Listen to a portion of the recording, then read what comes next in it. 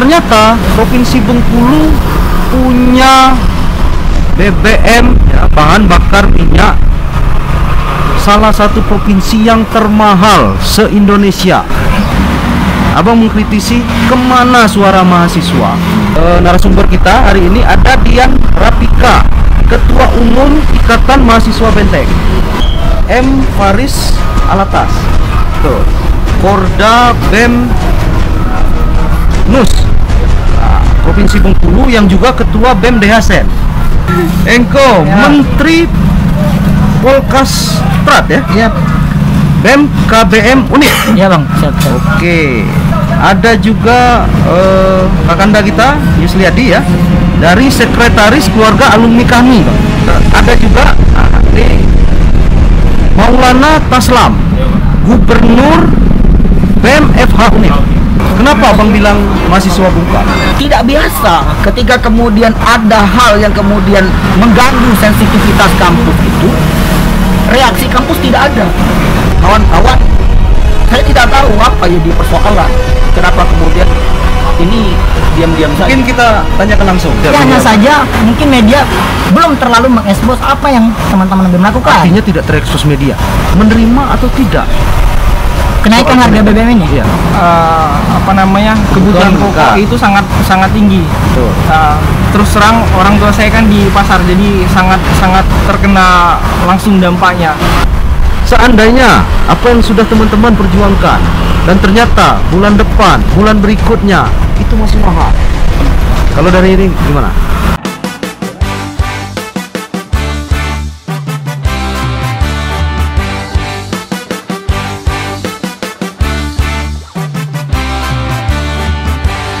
Lemak nian dengar lanang kau bercerita, kalau nyongo rasanya masuk galo. Rambut licin kumis tipis bebedak pulo, tiap bentar buka HP itu segeknya.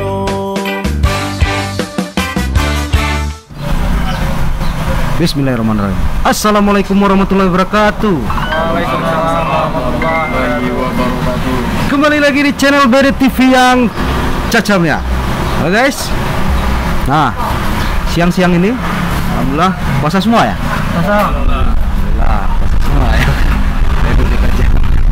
Mudah-mudahan puasa saya kuat. Salam untuk masyarakat Provinsi Bengkulu. Nah, ini spesial ya. Spesial pakai telur mentah. Saya kedatangan kita undang dari teman-teman mahasiswa nih, berbagai kampus ya. Juga ada dari Ikatan Mahasiswa dari Bengkulu Tengah ya. Nanti saya kenalin satu-satu. Nah, bahasan kita ya siang ini seperti yang ternyata baru banyak direspon oleh masyarakat terkait ternyata Provinsi Bengkulu punya BBM ya, bahan bakar minyak, salah satu provinsi yang termahal se-Indonesia. Selain Bengkulu ada Kepulauan Riau, ya bang ya, betul bang ya, Kepulauan Riau, dan ada Kodia Batam. Nah, yang jadi masalah ya, yang jadi pertanyaan, Bengkulu ini termasuk provinsi yang miskin, 10 besar, nomor 7 se-Indonesia, provinsi termiskin, dan nomor 2 setelah Aceh di Sumatera, termiskin setelah Aceh di Sumatera. Nah, sementara Kepulauan Riau itu per kapitanya ya, provinsi termasuk provinsi kaya nomor 4 se-Indonesia. Nah, kalau Batam nggak usah ditanya, daerah sana karena daerah ini ya kepulauan ya, yang dekat dengan perbatasan negara tetangga, termasuk daerah yang kaya. Sementara Bengkulu miskin, termasuk yang miskin. Nah, BBM-nya termasuk yang di angka tertinggi se-Indonesia. Pertanyaannya, ini ada yang dilontarkan Bang Yusliadi ke media beberapa waktu lalu. Abang mengkritisi kondisi Bengkulu yang seperti ini, belum lagi masalah COVID-nya.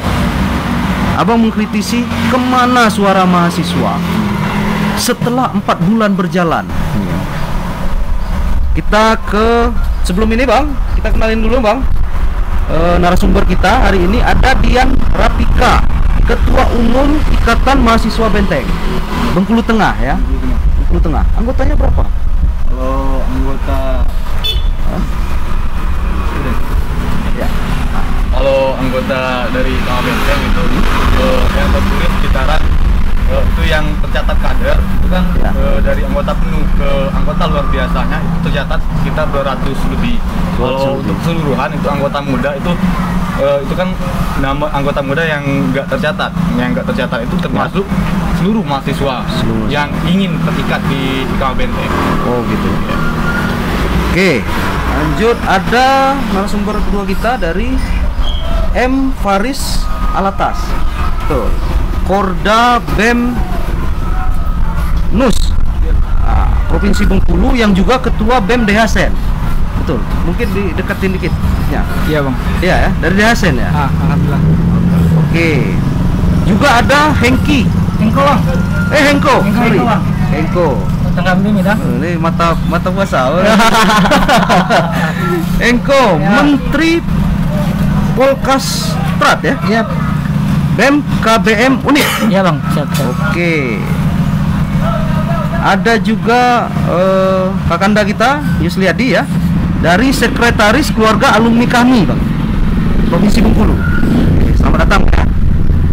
Ada juga ini Maulana Taslam, Gubernur BEM FH Unip. FH Unip ya. Nanti mic-nya pas ngomong langsung di ini ya. Oke. Nah, jadi mungkin kita dengerin dulu dari Bang Yusliadi nih, apa yang mengkritisi, Abang mantan aktivis mahasiswa, mengkritisi soal mahasiswa sekarang kenapa bungkam soal BBM mahal. Silakan Bang. Ya, terima kasih Pak Beni. Jadi memang ini menjadi perhatian khusus di saya, terutama dengan kawan-kawan ketika kemudian berdiskusi, di mana dulu kita terbiasa ketika kemudian ada isu sensitif di masyarakat, kita bereaksi begitu.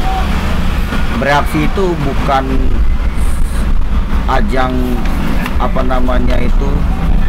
menari kolosal di tengah jalan atau membaca puisi kolosal di tengah jalan, tetapi kegiatan itu yang biasa sering kita lakukan selama menjadi mahasiswa pada saat itu adalah dalam rangka untuk memberikan koreksi-koreksi sosial kepada pemerintah yang terkait dengan persoalan-persoalan yang dihadapi oleh hajat masyarakat. Nah, BBM ini, bahan bakar minyak ini adalah hajat strategis masyarakat Indonesia, apalagi khususnya masyarakat Bengkulu, karena BBM ini adalah ketergantungan kita soal energi. Nah, maksud kita, karena ini adalah hajat strategis masyarakat, maka kita berharap pemerintah itu ketika mengeluarkan keputusan dan kebijakan itu haruslah kemudian mengedepankan sisi kebijaksanaan. Nah, itu yang kemudian menjadi latar belakang kenapa kemudian ada hal yang kemudian kita anggap tidak bijaksana, kita reaksi. Itu Artinya yang kebijakan antara memilih boleh mengambil pajak dari BBM sekitar 5% sampai 10%. Nah, kan tawaran ya seperti yang kita ketahui Ya. bahwa itu kan ditawarkan kepada pemerintah begitu, seluruh pemerintah daerah begitu Ya. kan ditawarkan. Nah, penawaran itu slotnya itu kan 5 sampai 10%. 10%. Pada prinsipnya juga saya kemudian tidak setuju dengan penawaran begitu. Oh. Tidak perlu harus ditawar-tawarkan begitu, karena BBM itu adalah hajat strategis masyarakat yang kemudian domainnya harusnya di pusat.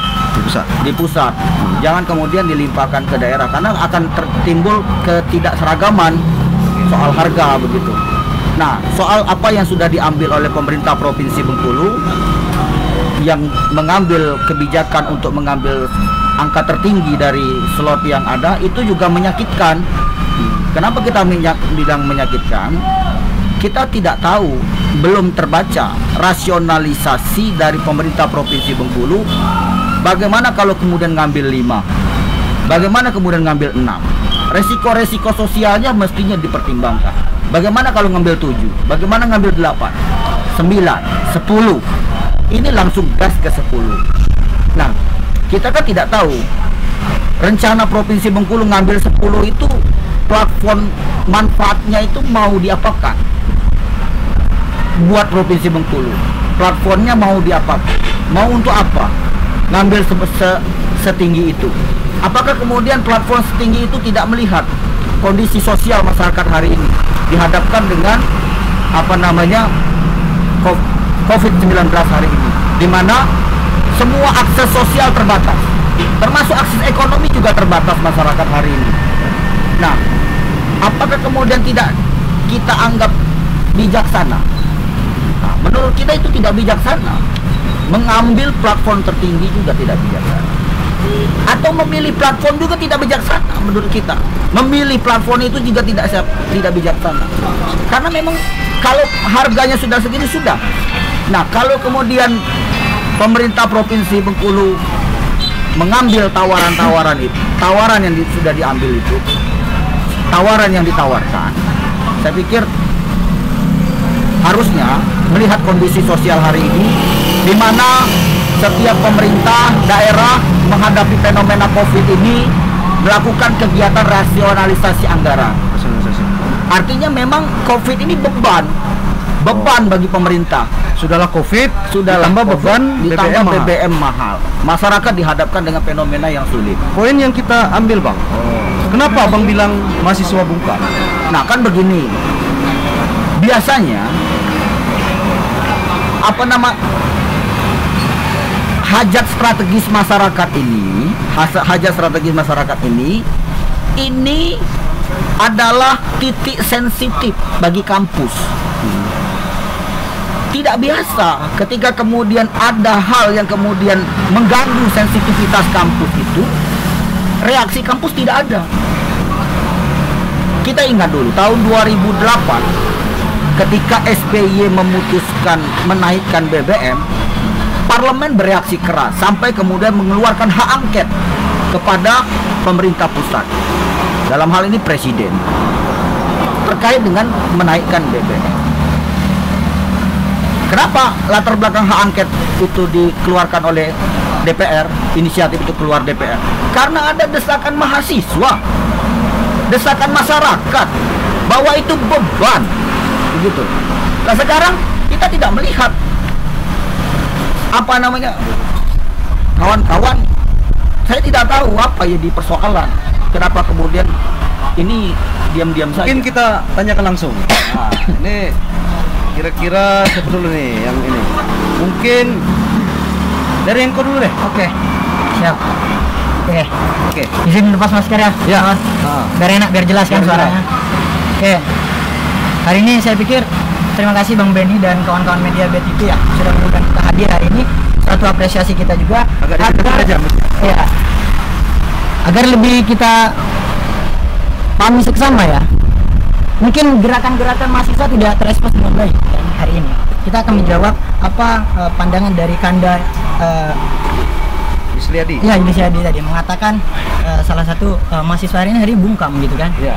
Tapi ternyata mungkin ya ini menjadi tugas kita bersama. Bagaimana hari ini melihat mungkin kita belum terlalu mengkonsolidasi media ini dengan baik. Nah, terkait kenaikan harga BBM yang ini wujud kenaikannya ya. Dari SK peraturan pelaksananya SK 324/BPKD/20 itu adalah muarah dari kenaikan harga BBM non subsidi. Nah, per 1 Januari 2021 ketika BBM non subsidi itu dinaikkan dan kita mendapatkan di media-media mainstream yang kita dapatkan, kita langsung menindaklanjuti hal itu. Apa yang kita lakukan? Kita membuat naskah kajian, kita mengkritisi, kemudian kita tuangkan dalam naskah kajian itu. Tapi dalam membuat naskah kajian, tentu kita membutuhkan data-data yang tepat dan akurat. Maka ketika itu kita BEM Unip sendiri mengambil inisiatif untuk membentuk kajian secara internal kita di BEM, KBM Unip dan teman-teman Garda yang terdiri dari BEM selingkup Unip. Nah, kita coba membangun diskusi-diskusi itu agar menentukan sikap seperti apa kenaikan BBM ini. Artinya apa? Pergerakan itu kita lakukan dengan cara yang berbeda. Tidak hanya turun ke lapangan, ya kita tidak mengesampingkan turun ke lapangan, tapi ada hal-hal yang mesti kita bangun mulai hari ini. Pemikiran yang konstruktif dan kritis-kritisi menggunakan data yang jelas itu saya pikir juga dipertimbangkan. Nah, berlanjut dari hal itu, kita mencoba menganalisis, kemudian membuat naskah kajian, sampai kita adakan diskusi publik terkait kenaikan harga BBM non subsidi di Provinsi Bengkulu. Kita hadirkan Ketua Komisi 3 DPRD Bengkulu, kita hadirkan NGO dari Akar Foundation, kita hadirkan akademisi ekonomi, kita hadirkan akademisi hukum, dan kita hadirkan teman-teman yang mewakili gerakan mahasiswa. Nah, kita bahas di sana apa perspektif cara pandang pemerintah untuk merealisasikan kenaikan harga BBM non subsidi di Provinsi Bengkulu dari 5% menjadi 10%. Nah, saya pikir kita sudah mulai bergerak itu, Bang. Setelah diskusi publik kita rampungkan naskah kajian tepat di tanggal bulan kemarin ya. Tanggal berapa ya? Kita adakan audiensi. Tepat tanggal 9 audiensi itu diakomodir dan kita hadir ke Pemda Provinsi.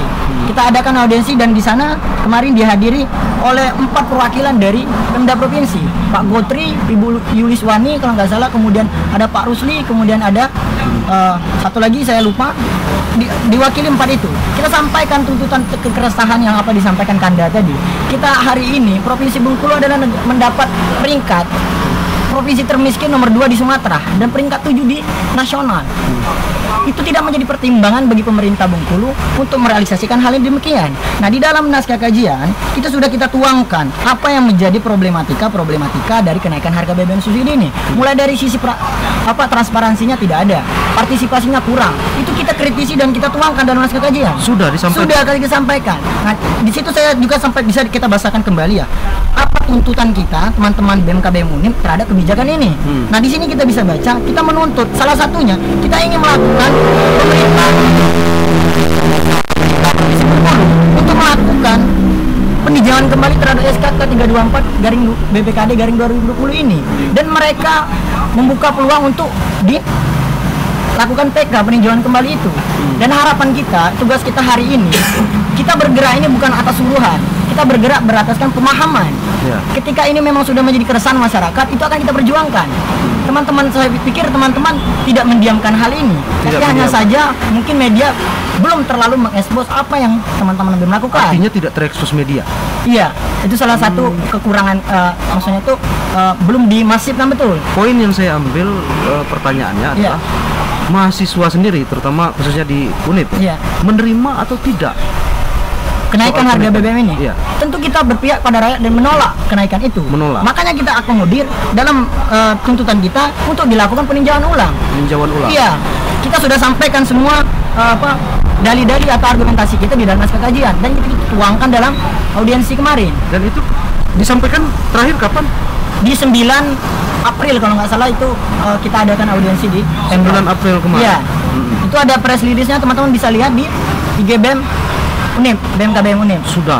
Press release sudah kita sampaikan, pernyataan sikap sudah kita sampaikan juga di depan kantor gubernur. Nah, hari ini yang menjadi tugas kita bagaimana memfollow up hasil tuntutan ini gitu. Pertanyaannya, itu sudah dimulai sejak Januari. Kenapa baru sekarang? Ya, tentu kita tadi saya sampaikan. Tadi juga Bang Kanda sudah sampaikan. Saya pikir reaksi itu tidak hanya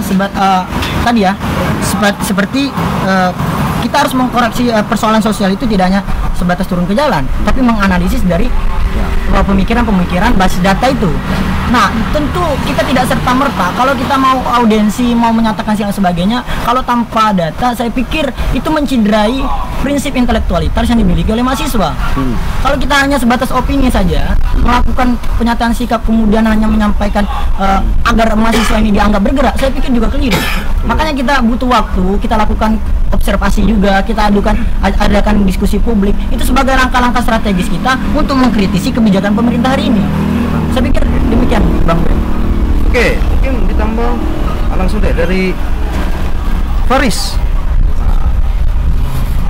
Bismillahirrahmanirrahim. Terima kasih. Terima kasih pada Bang Ben ya. Sama ini BDTV yang sudah mengundang saya ke datang hari ini. Dan juga pertama yang saya ingin ucapkan bahwasannya terima kasih juga pada warga Bengkulu, Provinsi Bengkulu khususnya, yang telah memberikan sumbangan kemarin ada aksi BEM Nusantara di Simpang 5. Oh ya, ada aksi ya. Galang dana untuk saudara-saudara yang terkena bencana alam di NTT dan ya? NTB. Nah, yang kedua yang ingin saya tanggapi bahwasannya soal BBM ini, kalau dari saya sendiri sangat sepakat bahwasannya itu mengorbankan keberlangsungan hidup masyarakat Bengkulu. Karena kenapa? Karena kita lihat di Provinsi Bengkulu sendiri, itu yang disampaikan saudara saya tadi bahwasannya provinsi termiskin nomor 7 di Indonesia Raya ini dan provinsi termiskin nomor 2 di Sumatera. Nah, tentunya apakah pemerintah tidak mempertimbangkan hal demikian, bahwasannya regulasi yang dipakai pada saat itu, kenaikan BBM hingga 8.000, itu tentunya berdampak sangat signifikan dengan keberlangsungan masyarakat pada hari ini. Di segi ekonomi, kemudian di segi ketika masyarakat ini, apalagi sekarang itu kan bulan puasa. Oke. Jadi kebutuhan pokok itu sangat tinggi. Betul.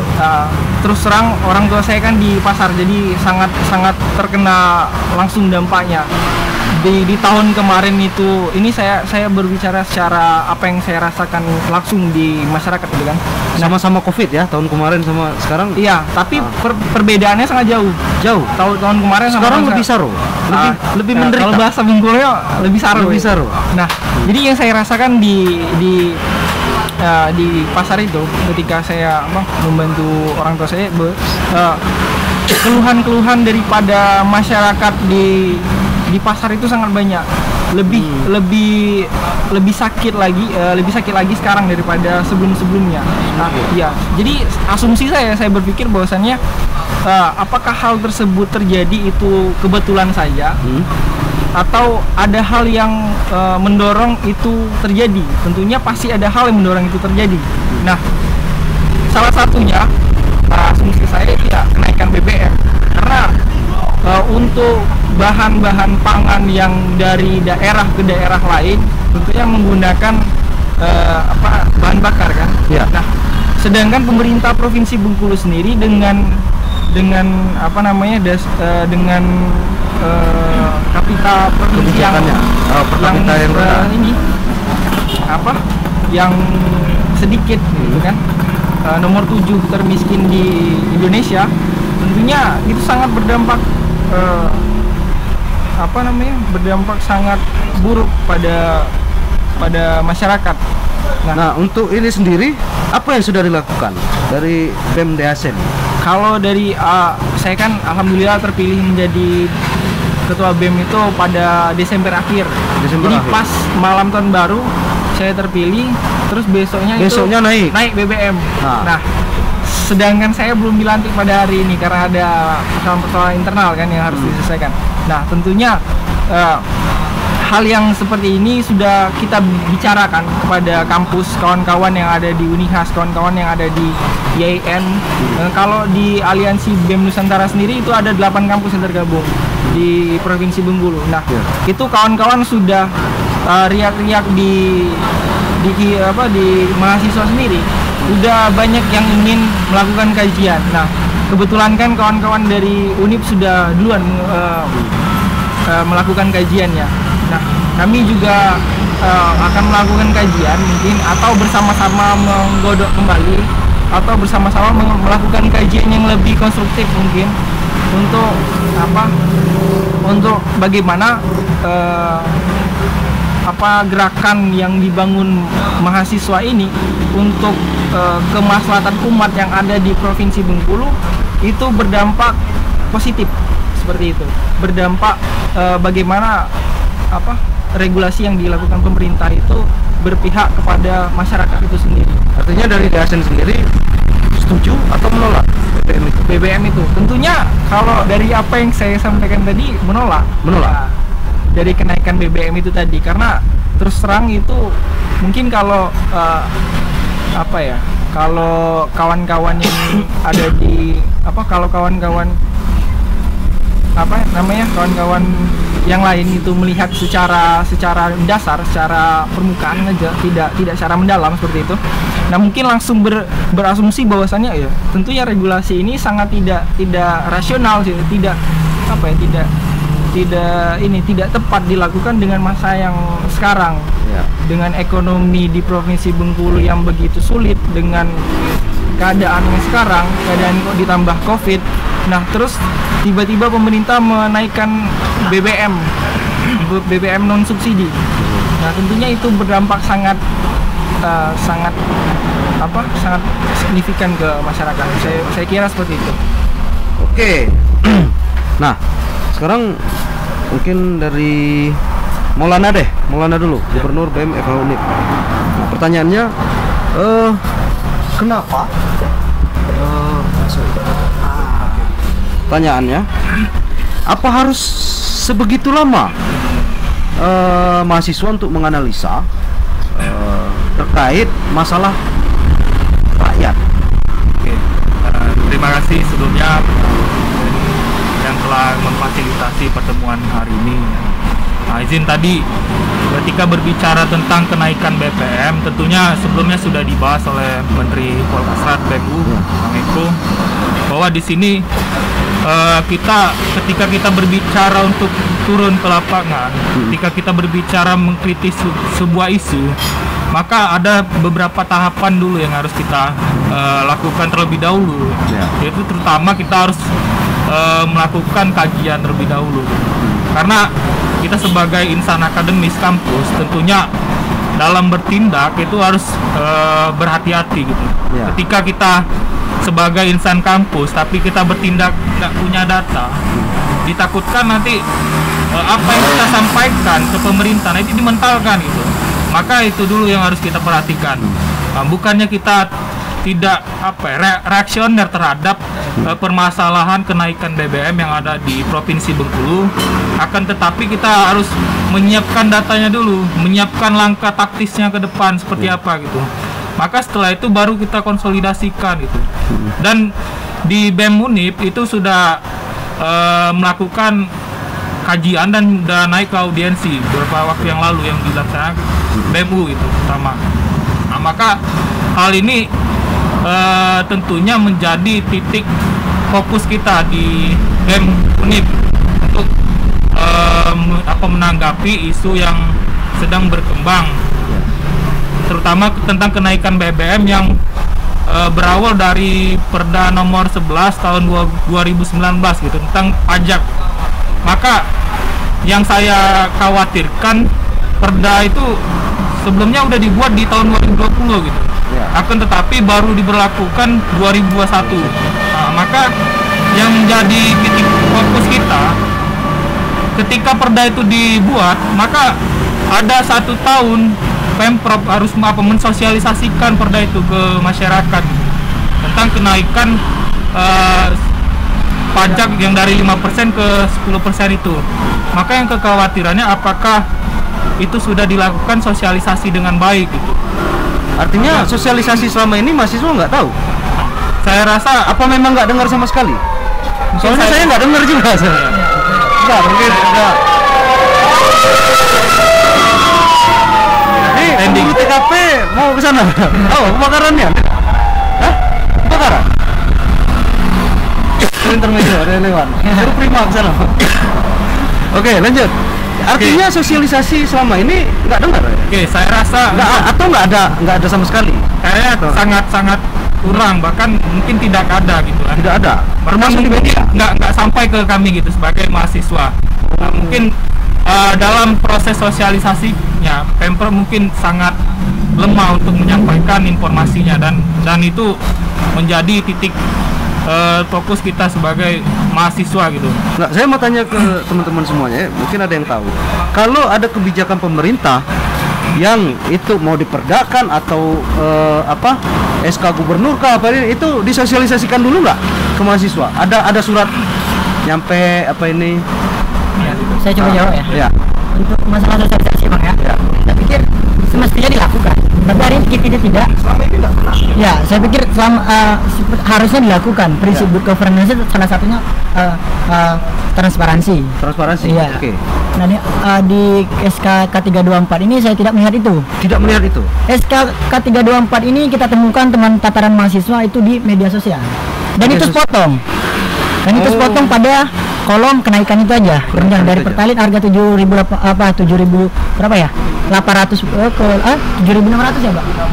Pokoknya ke 8.000 Nah, ya. waktu itu mungkin benar apa enggaknya silakan. Nggak tahu kalau itu termahal se Indonesia. Termahal.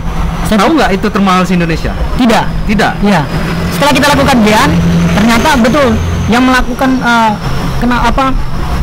pajak PBBKB yang 10% itu maksimal. Ya. Nah, dan yang kita coba kaji juga ya maksimal pajak PBBKB yang maksimal itu pada provinsi-provinsi atau daerah yang memiliki potensi migas yang tadi sudah disinggung, memiliki potensi migas yang tinggi, kemudian pertumbuhan ekonomi masyarakat yang meningkat, itu yang menjadi landasan. Sementara Bengkulu nggak ada. Bengkulu tidak mendapatkan hal itu. Iya. Potensi migas belum kita optimalkan, kan kita melihat pertumbuhan ekonomi belum meningkat. Oke.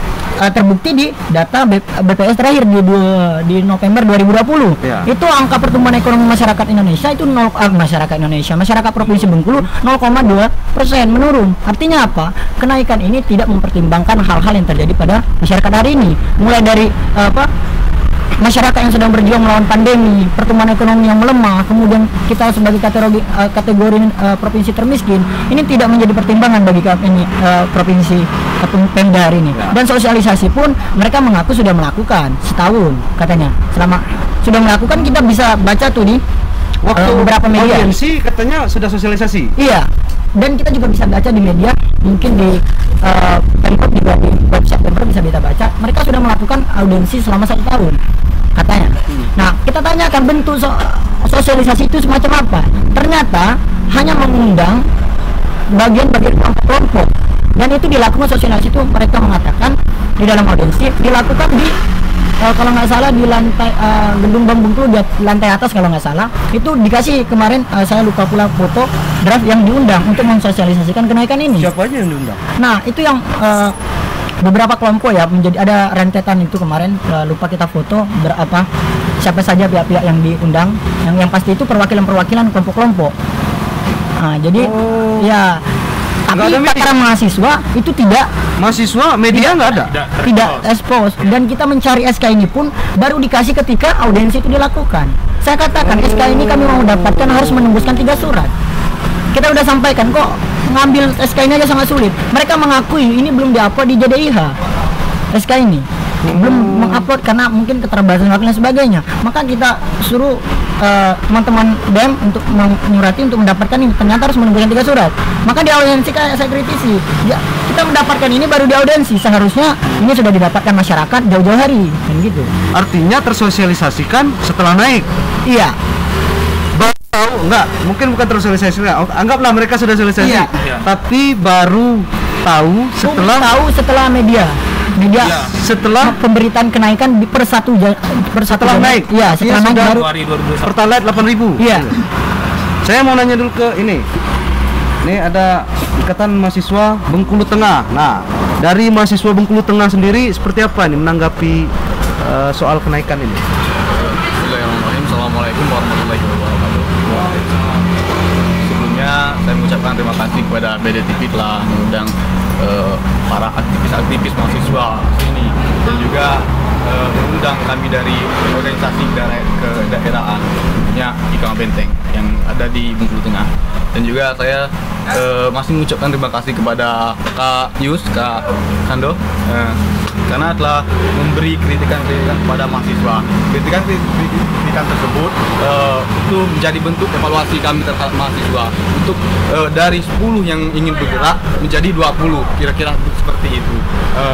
Dan dari kami Kang Benteng, Ikatan Mahasiswa Bengkulu Tengah itu sebelumnya pernah ingin melakukan kajian, akan tetapi kemarin pas saya mengirim ke grup aliansi organisasi mahasiswa daerah Provinsi Bengkulu itu langsung ada yang menanggapi dari BEM KBM Unit, itu dia setelah melakukan audiensi pada 9 April ya Pak ya. pada 9 April. Akan tapi setelah kami mendengar mereka telah melakukan audiensi, kami dari Kamar Benteng tetap mengkawal hal tersebut supaya nantinya menjadi apa yang kita inginkan, yang kita harapkan bakalan sukses begitu.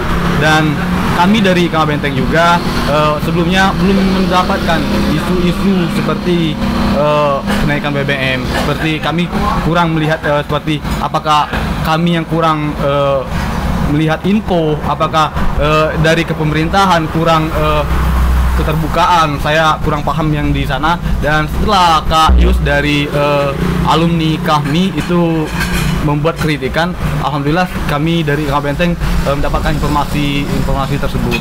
Sekali lagi kami ucapkan kepada Kak Yus telah memberi kritikan supaya kami dari mahasiswa melakukan evaluasi dari pribadi kami masing-masing, baik itu dari organisasi kami ataupun organisasi kampus. Langkah apa yang mau dilakukan? Kalau untuk saat ini kami belum melakukan kajian-kajian dari organisasi mahasiswa Bengkulu Tengah, akan tetapi kami telah melihat berita-berita kalau dari BEM KBM Unip itu telah melakukan audiensi. Harapan kami ke depannya tetap kerjasama, tetap mengkawal hal tersebut. Akan tetapi kalau misalkan tuntutan kawan-kawan dari BEM KBM tersebut belum ada perubahan setelah beberapa hari, langkah terakhir adalah lawan. Saya kira Oke. Ini dari kabupaten nggak ada. Asli dari Kalau kita aslinya Pelawang, tapi kan kita domisili di Bengkulu. Domisili udah lama. Udah lama. Saya udah kenal lama beliau. Iya. Kalau ini kota Bengkulu. Asli Bengkulu, Bang. Asli Bengkulu. Kalau ini Di Medan. Medan, Iya. dari Medan. Iya. Tapi domisili di Bengkulu ya? Domisili di sini? Iya. Oh, oke. Nah, ini kemarin semenjak ada berita Bang kritik itu, saya juga baca beberapa komentar, ya. Bahkan ada yang sempat, ya hampir sama kayak yang disampaikan ini tadi ya. Siapa? Dian ya? Kami di kabupaten terima kasih ada berita itu katanya. Bahwa selama ini memang kenapa didiamkan? Misal dari udah tanggal 9 tadi, Ya. ini sudah tanggal 20. Artinya sudah seminggu lebih. Bahwa informasi soal BBM mahal ini tetap sepertinya nggak di apa? Biasa-biasa saja gitu. Walaupun hampir 100% ketika saya lihat obrolan masyarakat di soal BBM mahal itu, mereka menderita, mereka menolak. Kalau nggak sekalian katanya, tinggikan aja lagi, apa harganya tuh tinggikan lagi, biar kami mati. Nah, respon-respon seperti itu yang mungkin orang nunggu mahasiswa nih. Saya bukan memprovokasi mahasiswa, karena setahu saya pergerakan 98 terus apa yang ini pasti diawali oleh mahasiswa. Nah, abang sendiri bang bisa menjawab. Saya nggak tahu internal kawan-kawan seperti apa ya. Iya. Setahu saya ketika BBM mau naik itu reaksinya cepat. Apakah harus analisa sejauh terlalu lama atau ini udah hampir 4 bulan setengah lebih, 3 bulan setengah lebih kita, masyarakat kita dengan BBM yang mahal. Mungkin abang bisa jelaskan. Setelah saya mendengar langsung melalui diskusi ini, saya tetap optimis ya. Mahasiswa hari ini sensitivitas sosialnya masih terbangun begitu. Buktinya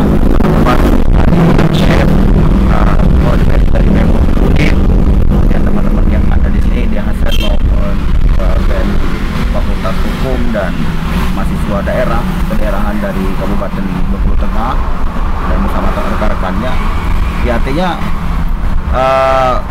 masih punya kepercayaan diri kita bahwa mahasiswa masih dibutuhkan sebagai ruang intelektual, aset intelektual yang ada di Provinsi Bengkulu.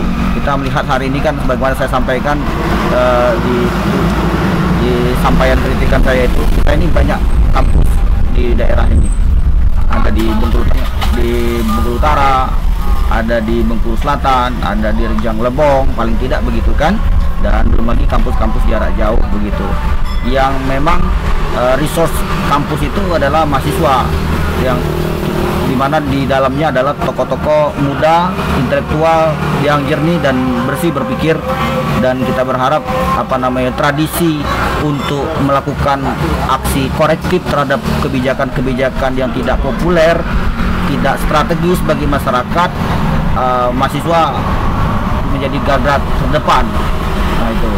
Nah cuman dalam hal kondisi hari ini, saya mungkin bisa memaklumi kenapa kemudian dalam 3,5 bulan ini tidak begitu cepat menanggapi ini, karena memang proses adaptasi dari kebijakan pemerintah ini biasanya BBM itu urusan pemerintah terpusat begitu kan. Nah sekarang ada di daerah, dan daerah boleh mentaati harga BBM, ternyata begitu kan.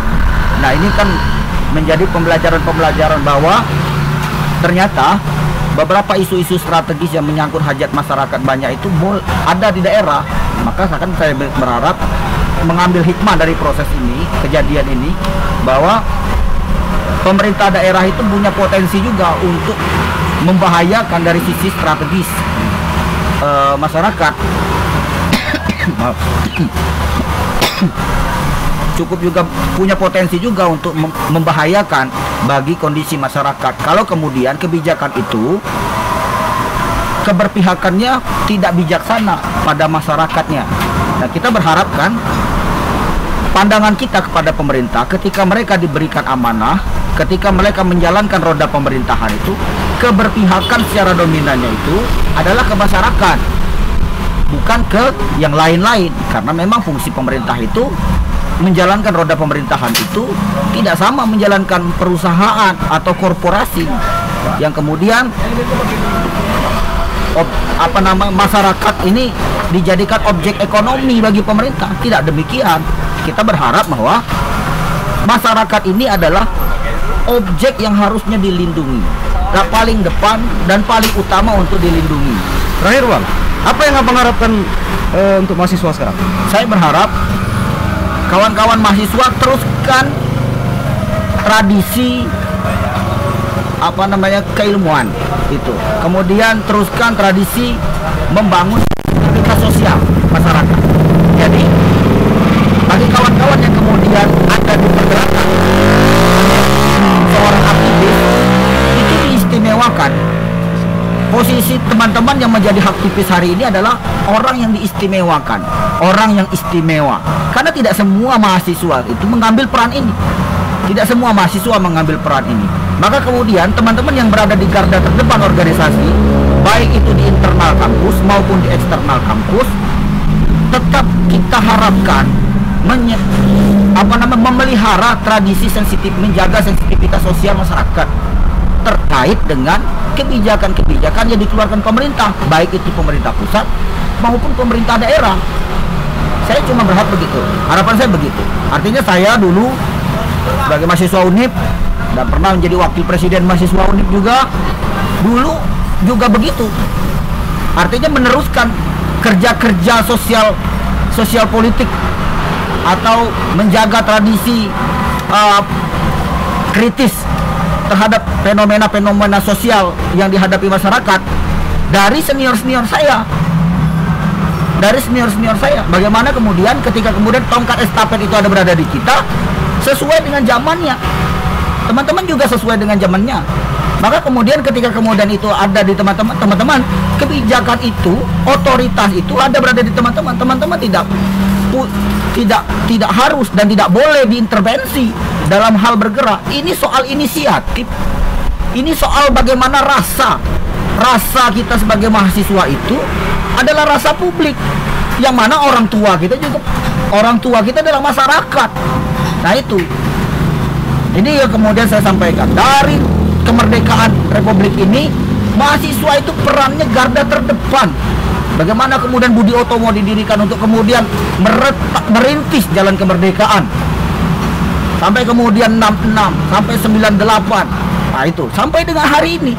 Nah saya tetap berpikir optimis begitu. Maka kemudian kita berharap kalau bisa begini, hal-hal yang sifatnya sensitivitas itu langsung terasa dengan masyarakat, langsung. Paling tidak, kalaupun tidak harus sebenarnya dengan harus demo di jalan, tidak juga harus demikian. Tetapi undang misalnya pihak media untuk menyampaikan agar tersosialisasikan. Itu yang kemudian menjadi harapan saya. Sehingga antara mahasiswa dengan media itu matching. Nah, itu.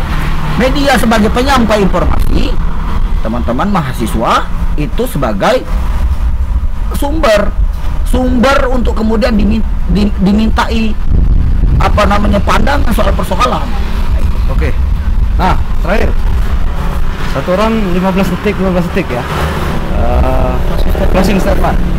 Apa yang dirinya? Mulai dari Engko dulu. Ya. Closing statement ya. Saya menyampaikan bahwasanya hari ini kita hadir di sini dan diundang BTP dan Kandalan seluruh rekan-rekan yang lain. Inilah suatu bentuk komitmen kita selalu menjadi mitra kritis dari pemerintah pusat dan daerah. Itu komitmen kita bersama.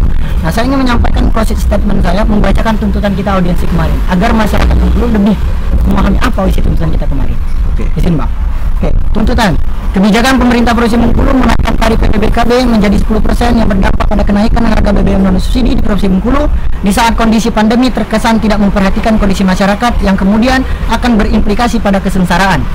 BBM merupakan bahan pokok yang begitu penting bagi taraf hidup masyarakat, sehingga masyarakat semestinya mendapatkan akses semudah mungkin dengan tarif yang murah, terlebih pada kondisi ekonomi masyarakat yang sedang menurun saat ini. Seyogyanya, setiap kebijakan pemerintah harus dipertimbangkan secara matang, berlandaskan pada kemaslahatan rakyat serta kepentingan-kepentingan yang mendasari hanya untuk kemanfaatan rakyat. Berdasarkan hal tersebut, BMKBM UNIM menuntut pemerintah Provinsi Bengkulu untuk 1.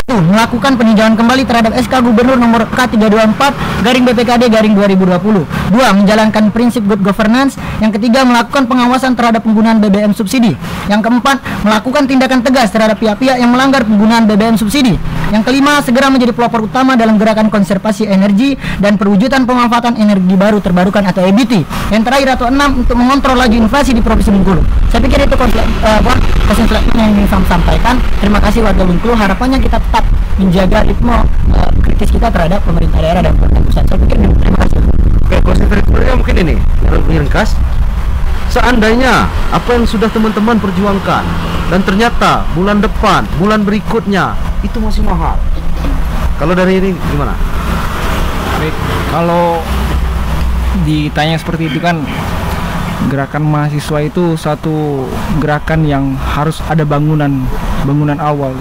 Nah, bangunan itu tidak akan pernah selesai dan tidak akan pernah putus ketika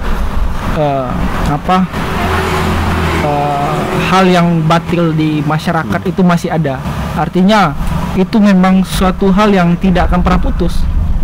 Nah, ketika itu mampu dibaca oleh mahasiswa, maka haruslah diformulasikan menjadi satu hal yang baik untuk ke masyarakat itu tadi. Nah, artinya kalau bulan depan atau bulan berikutnya masih gitu-gitu aja, tentunya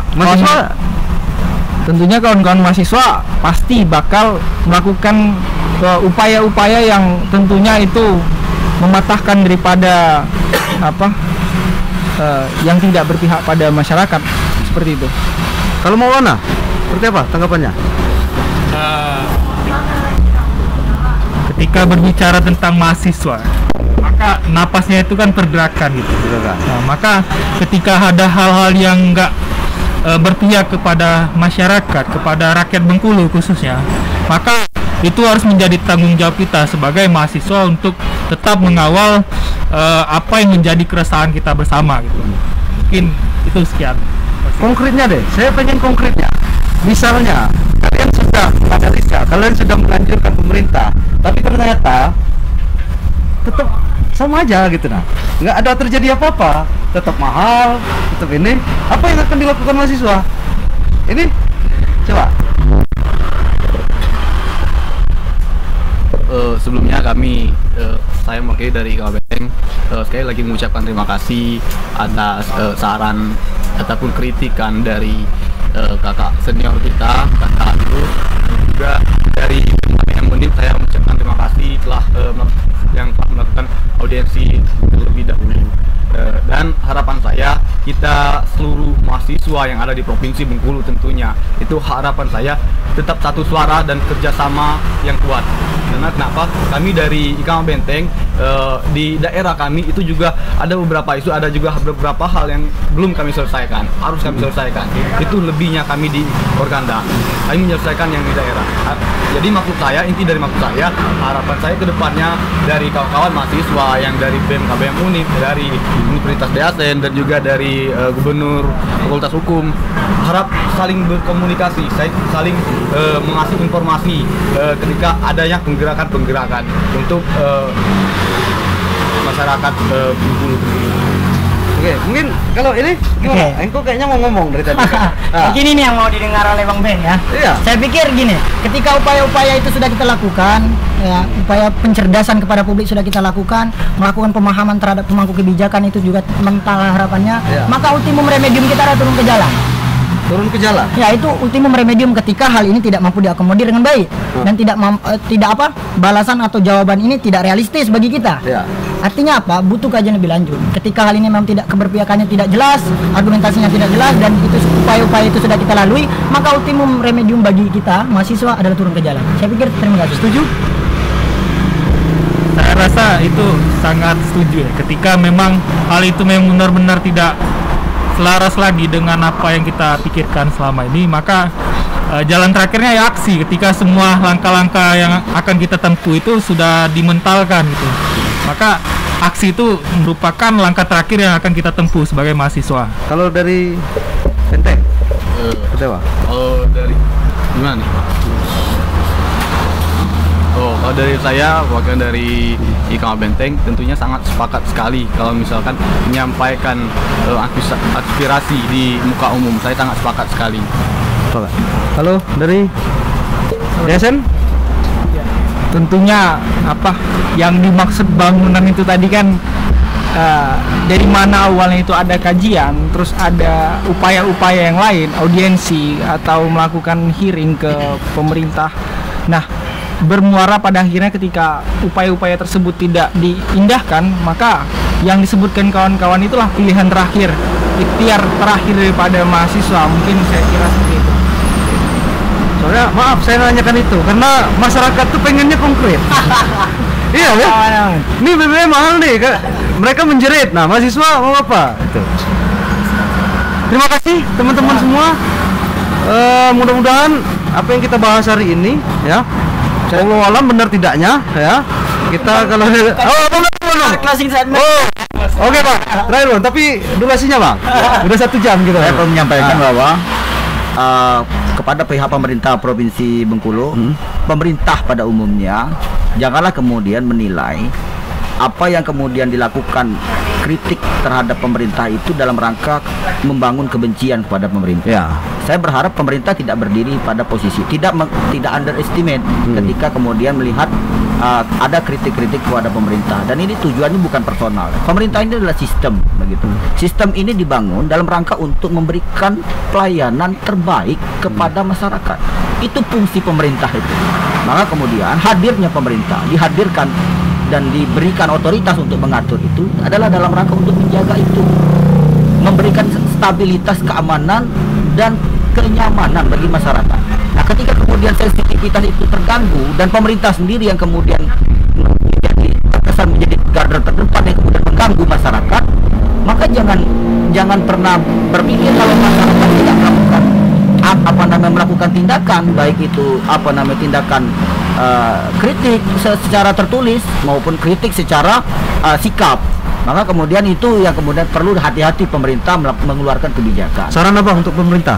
Saya menyarankan kepada pemerintah untuk yang terkait dengan BBM ini dicabut saja. Dicabut. Tidak ada gunanya itu. Tidak ada gunanya. Tidak ada gunanya. Iyalah seperti kemarin. Karena kenapa? Saya mengatakan tidak ada gunanya. Sekarang itu fungsinya untuk apa? 10% itu untuk apa? 5% itu untuk apa diambil? Ya. Iya. Demikian mungkin. Saya terima kasih kepada BDTV yang cacamnian. Oke, makasih ya. Itu udah 1 jam ya. 1 jam kita ini karena saya juga harus buru-buru ini karena ada musibah ya. Jadi terima kasih teman-teman mahasiswa, semangat terus. Saya yakin rakyat ada bersama kalian. Karena ya rakyat itu sendiri, Bang. Nah, karena kalian juga rakyat. Iya, Dan kita media juga rakyat. Iya. Gitu. Oke. Terima kasih Bang Suryadi sudah ini Bang mantan aktivis nggak pernah ada mantan. Nggak ada mantan. Aktivis selalu jadi aktivis. Gitu. Selalu aktif. Oke, kalau ada salah kata ya seperti disampaikan Bang Suryadi tadi, kita bukan bermaksud untuk sentimen membuat kebencian atau ini, tapi kita menyuarakan apa yang jadi permasalahan masyarakat. Mudah-mudahan itu didengar. Kalau nggak didengar, mungkin lagi puasa, nanti buka tolong didengar ya. BDTV ada canda tawa gitu. Oke. Selamat puasa ya. Nanti kalau yang nonton sore selamat berbuka, yang malam selamat tarawih. Mudah-mudahan amal ibadahnya diterima, mudah-mudahan Ramadan ini penuh berkah. Bila taufik wal hidayah. Wassalamualaikum warahmatullahi wabarakatuh. Waalaikumsalam. Caca. Waalaikumsalam.